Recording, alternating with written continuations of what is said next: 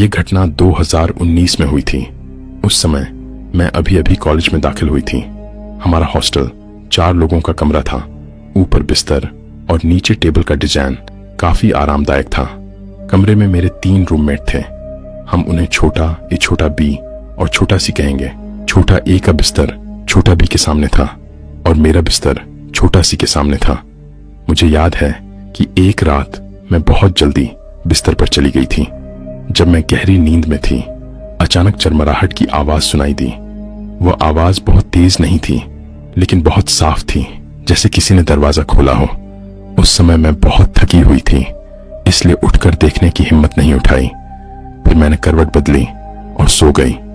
जब मैं आंधी नींद में थी, अचानक मैंने सुना कि सामने वाले बिस्तर पर छोटा सी किसी को गाली दे रहा था। वह किसी अलग भाषा में गालियां दे रहा था। हालांकि मैं उसकी भाषा नहीं समझ रही थी, लेकिन उसकी आवाज में गुस्सा साफ झलक रहा था। पहले तो मुझे लगा कि शायद छोटा सी नींद में बड़बड़ा रहा है और मैंने सोचा ये बड़ी बात नहीं, इसलिए ज्यादा ध्यान नहीं दिया। लेकिन 1-2 मिनट सुनने के बाद छोटा सी की आवाज धीरे धीरे गायब हो गई। मैंने सोचा कि वह फिर से सो गया होगा, लेकिन तभी मुझे अचानक ऐसा महसूस हुआ कि मेरे बिस्तर के पैर की तरफ से कोई हल्के से खींच रहा है। उस पल में मेरा दिमाग पूरी तरह से जाग गया। मुझे अचानक एहसास हुआ कि छोटा सी गाली दे रहा था। शायद वह नींद में बड़बड़ा नहीं रहा था, क्योंकि मैंने घर के बुजुर्गों से सुना था कि अगर आप किसी अशुद्ध चीज से मिलते हैं तो घबराना नहीं चाहिए, बल्कि उससे जितनी गंदी और कड़ी गाली हो उतनी देनी चाहिए। कहा जाता है कि इससे वह डरकर भाग जाती है। इसलिए मैंने भी छोटा सी की तरह गाली देना शुरू कर दिया। लेकिन समस्या ये थी कि मैं आमतौर पर गालियां नहीं देती। मेरी शब्दावली बहुत सिंपल थी। गालियां भी रुक रुक कर और अधूरी थीं। जोश बिल्कुल भी नहीं आ रहा था और मैं छोटा सी की तरह ऊंची आवाज में गालियां नहीं दे पा रही थी। देखते ही देखते कंबल का 1/3 हिस्सा खींच लिया गया।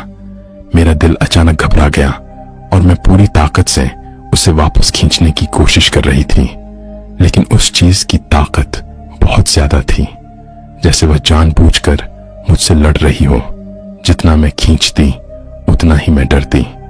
मेरे दिमाग में एक डरावना ख्याल आया, अगर उसने कंबल पूरी तरह से खींच लिया तो क्या होगा? वह सीधे मेरे बिस्तर पर चढ़ जाएगी। ये सोचकर एक गुस्से की लहर मेरे सिर पर चढ़ गई। मैंने और कुछ नहीं सोचा और अचानक उठकर बैठ गई, ये देखने के लिए कि आखिर में क्या चीज है। लेकिन जैसे ही मैं उठकर बैठी, वो चीज अचानक बिना कोई निशान छोड़े गायब हो गई। मैंने घबराते हुए पर्दा खोला और सावधानी से बिस्तर के नीचे झांक कर देखा।